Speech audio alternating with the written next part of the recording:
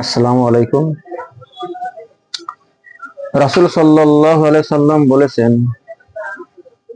যখন আমার উম্মতের মধ্যে 15টা পাপ কাজে লিপ্ত হবে, তখন আল্লাহর পক্ষ থেকে আযাব ও গজব নেমে আসা শুরু করবে। এক নম্বর, যখন তারা গনিমতের মালকে ব্যক্তিগত সম্পদ মনে করবে। 2 নম্বর, যখন কারো কাছে কোনো কিছু আমানত রাখা হবে, তখন সেটাকে খেয়ানত করবে, মানে নিজের মনে করবে।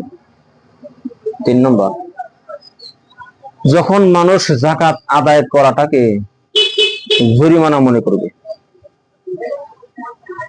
দেখবে যে এত যাকাত দেওয়া লাগে, এরকম তারা ভাববে, যাকাত দেবে না। আর আপনারা বুঝে নেবেন আমাদের দেশে কতজন মানুষ যাকাত দেয়। 4 নম্বর, যখন স্বামী তার স্ত্রীর আঁচল ধরে থাকবে, যখন স্বামী তার স্ত্রীর আঁচল ধরে থাকবে, অর্থাৎ স্ত্রীর আনুগত্য করবে,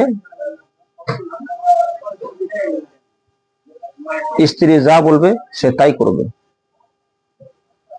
5 নম্বর, যখন সন্তান তার মায়ের অবাধ্য হবে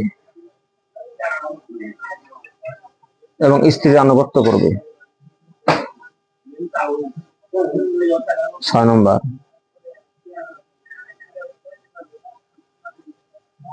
যখন তার বাবার পরিবর্তে তার বন্ধু বান্ধবকে সম্মান করবে,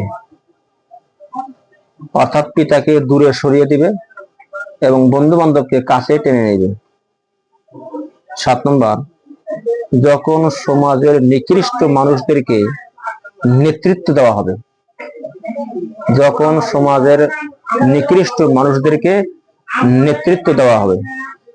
8 নম্বর, যখন কোনো মানুষকে সম্মান করা হবে তার শাস্তি থেকে বাঁচার জন্য, অথচ মন থেকে সম্মান আসছে না, ভয়ে সম্মান করছে। 9 নম্বর, যখন মসজিদের মধ্যে হট্টগোল বেড়ে যাবে।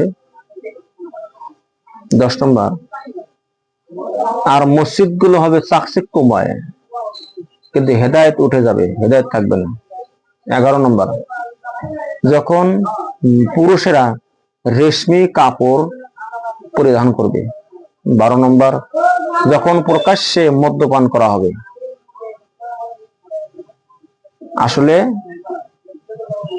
আমরা এখন এমন একটা যুগে বাস করছি যা না কোনো চোখ দেখেছে, না কোনো কান শুনেছে, না কোনো মন পরিকল্পনা করেছে। 13 নম্বর, বাদ্যযন্ত্র সংখ্যা বেড়ে যাবে, বাদ্যযন্ত্র সংখ্যা বেড়ে যাবে।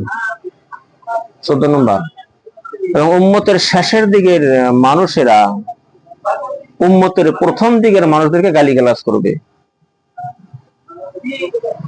যেমন তারা বলবে আবু বকর সিদ্দিক কি জানে, আয়েশা সিদ্দিকা কি জানে, তাদের সম্মান হানি করবে। যখন এই 15টা পাপে লিপ্ত হবে মানুষ, তখন জমিনের মধ্যে আল্লাহর পক্ষ থেকে গজব আসবে। কি কি তা বলছি। 1, প্রবল ঘূর্ণিঝড় হবে, বেড়ে যাবে। আগুনও বর্ষণ হতে পারে, আসমান থেকে আগুনও বর্ষণ হতে পারে, এমন একটা সময় আসবে পারে।